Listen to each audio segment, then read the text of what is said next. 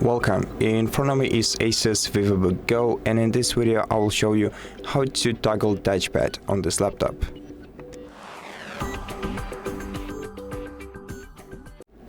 So the easiest way to do that is by pressing the F6 button to disable or enable it, and if F6 button doesn't work for you, you should take a look at the FN button that is located next to the Windows button, and if it's lit up, then press and hold it, and holding it, press escape key, and this should unlock secondary functions of your function keys. And now the second way that you can disable touchpad is by going into settings, selecting Bluetooth and devices,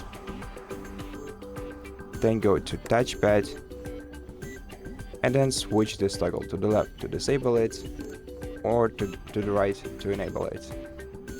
And that's it. Thank you so much for watching this video. If you liked it, consider subscribing to our channel, leave us a like and a comment below, and I'll see you in the next one.